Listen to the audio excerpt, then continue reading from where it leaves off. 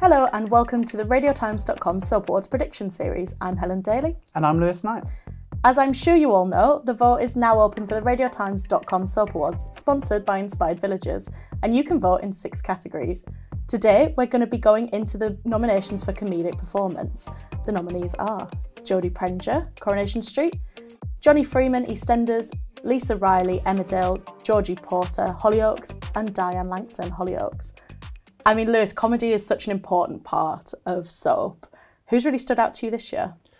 Well, as you mentioned, it's such an important part of soap, the balance of light and dark, and light is so important. I think naturally whenever comedy is mentioned in soap, I do naturally gravitate towards Coronation Street. I think it's the one where comedy's always felt the most at home as part of its identity. Yeah. And I think Jodie Prenger as Glenda Shuttleworth has been such a fantastic addition to the soap. She feels so quintessentially Coronation Street. So I feel like she is possibly the one to beat, I think, in this category. Such a strong contender. But it's still such a great category, like really strong individuals. I don't know who stood out the most for you. I always think of Lisa Riley in Emmerdale. Whenever you say comedy, I just think of Mandy Dingle. I think she, like you say, that Glenda epitomises Corrie. I think for me, Lisa Riley does for Emmerdale. I think Mandy is such a terrific character.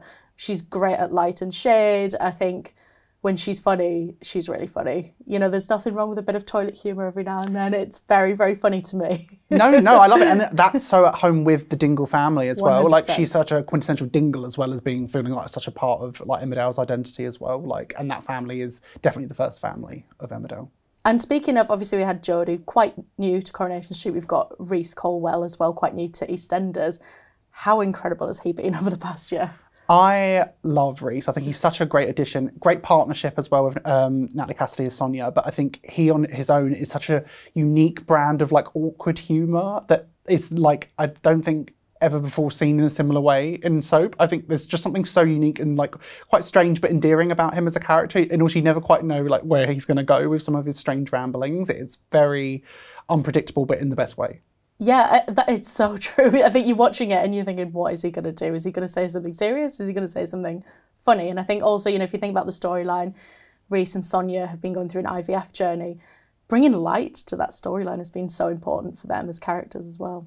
Yeah, because that's such a like real story that affects so many people, and it's something they have to take their time on for it to feel realistic to people that have gone through it. But he has brought such a humour to it. Again, with Sonia being such a great pairing, but he especially, just his kind of like social awkwardness has just really kind of like added that extra dimension to that storyline. I want him in any upcoming Hen and Stag do's, all of them, because he's so funny. He's worked so well in all of those, and I loved his kind of unexpected friendship with Keanu as well. Like, they were just chalk and cheese, but they just like went really nicely as a pairing. And obviously Hollyoaks, 2 nominations in this category for them.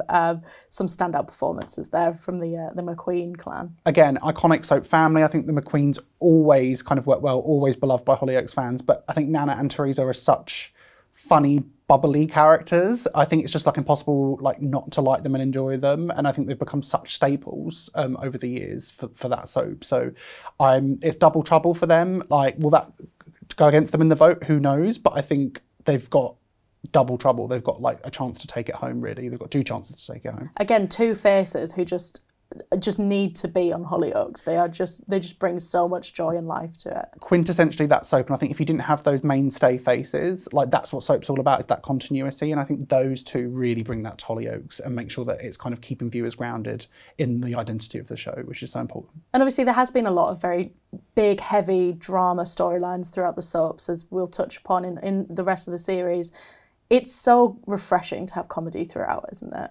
Yeah, I think like, especially I think like there's been a lot of discussion about Coronation Street's dark issue-based storylines, but I think having somebody like Glenda in it has been like a real beacon, like with amongst those kind of like strong but dark storylines, but to kind of have her there to kind of add that. And even though she's had her moments of pathos as well with the burglary, great at the drama, but I think she just brings a special brand of comedy there. And as we said with Rhys as well, balancing out that IVF storyline, which can be quite distressing and like tough going for viewers, especially those who've gone through it, but he does add that extra dimension of humour to everything, so it makes it enjoyable. And while the storylines that these characters are involved in aren't always the A storylines of the week, they are so essential, and the soap would be just poorer without them. These are special actors, all of them. Scene stealers. I think they manage to take away a scene sometimes from the big dark drama that's going on. Like they'll just take you out of it, and they'll end up being memes on social media. People will be sharing those characters. So I think like people need to remember how important comedy is in the genre.